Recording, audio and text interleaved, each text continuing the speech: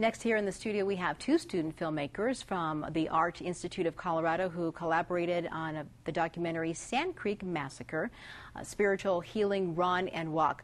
Mattea Wellnitz studied creative writing at the University of Michigan. Although she has directed other productions, she considers Sand Creek her very first real film. Thanks for being here, Mattea.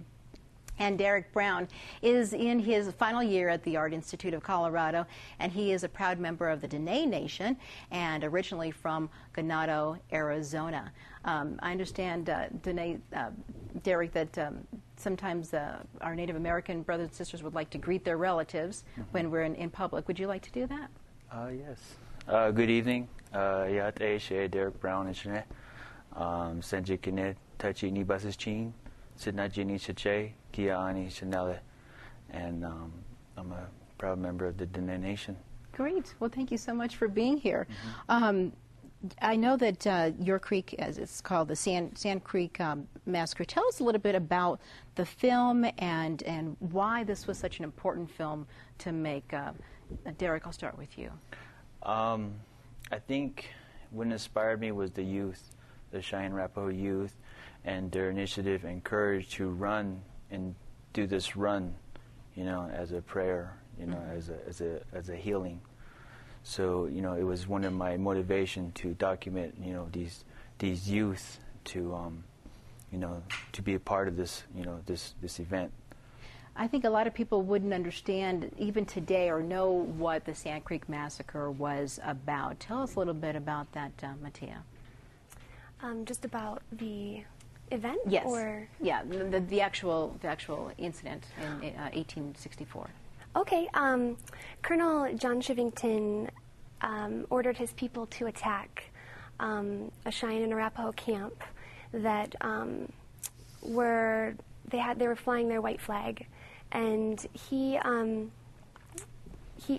told his people to attack, and Lieutenant Joseph A. Kramer and Silas Soule both did not attack, and so that's why they do the run, right, to commemorate all the innocent people that were massacred there. And Derek, I bet you can elaborate a little bit more about what that means to come back now in, you know, the 21st century to have this healing run. I think it's more just like a remembrance, you know, like, you know, the youth were descendants of the massacre, and there's a way of, like, you know, just kind of respecting, you know, their loved ones and their loss, and to do this run to commemorate that event. Okay, all right. Well, let's take a look at the clip, the Sand Creek Massacre Spiritual Healing Run and Walk. Let's take a look. The Sand Creek Massacre Spiritual Healing Run and Walk is a prayer. The Sand Creek Massacre Spiritual Healing Run and Walk is not a race. The Sand Creek Massacre Spiritual Healing Run and Walk is a commemoration for the victims and survivors of the massacre and for the healing of ancestral homelands. We talk about the power of place in the National Park Service. I've never stood anywhere where I have felt more humbled and in some sense not alone. We all have a connection to the lessons of Sand Creek. And so, in tracing those lessons back, runners are transported to the site, some driving from as far as Oklahoma so they can return to where the massacre took place. Taking turns running with the ceremonial Eagle staff, primarily Cheyenne and Arapaho youth, ran nearly 18 miles the first day from Eads, Colorado. And from Lyman, they continue their run on the following day. On the eve of the runners' return to Denver, a candlelight vigil is held outside the Denver Art Museum. That looks like a really amazing film. I can't wait to see that. You guys kind of got excited when you saw it up there. What is it like to see your film sort of up and, you know, on the little screen now, but the big screen soon? I think that both of us are just, it's really amazing just to know that a lot of people are going to hear the story. Because a lot of people who have seen it are like, wow, I didn't know that. So it's a piece of Colorado history. So it's really neat that we were able to be the ambassador of this story to get it told. How cool. Derek, you want to elaborate on that a little bit? I would have to agree, with Mattea that, it was just very exciting and blessed, and the moments and all the timing really was the key into to make this happen. So I understand that this film wasn't made in the traditional way, if you will. Tell me how that came about. I would say it was a run and gun production. We only had we had like 4 days to shoot. Wow. 3 days, and either you get it or you don't. So we were just out there getting our footage, and we were on a deadline because it was actually a class project initially. So we both just sort of filled in where we needed to fill in. The roles, everything from writing to narrating. I mean, it really worked out. So it was just really the two of you? Yes. Yeah. Wow, so you did the writing, directing, filming, producing. Editing. Did you go get coffee, too, for each other? Oh, my gosh, we were so delirious. I bet.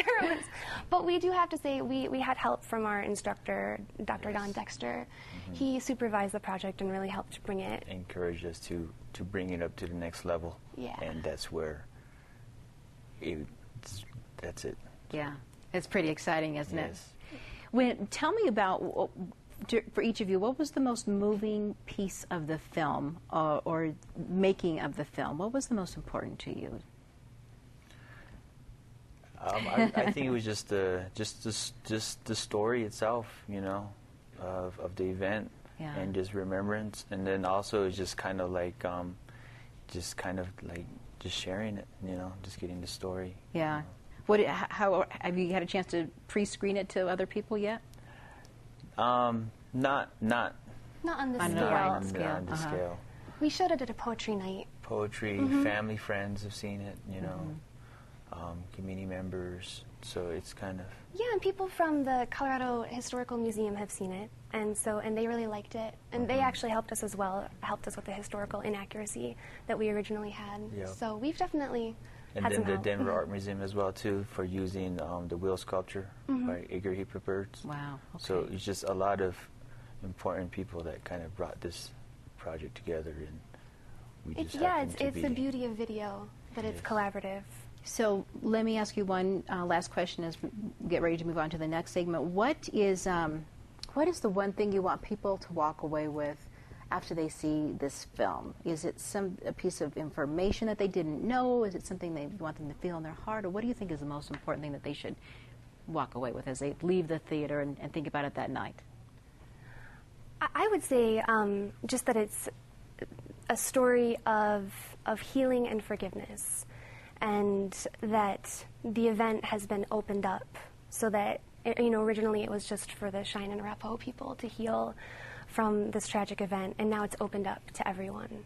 So I think it's just that's a really, I think, an amazing part of the story. So it sounds like the story itself is amazing, but then also just the walk run as well is another sort of a bookend of healing. Yeah, and it's the youth that are making this healing process, It's their initiative to run, for doing what they're doing and, to commemorate. So we're looking forward for the November 28th.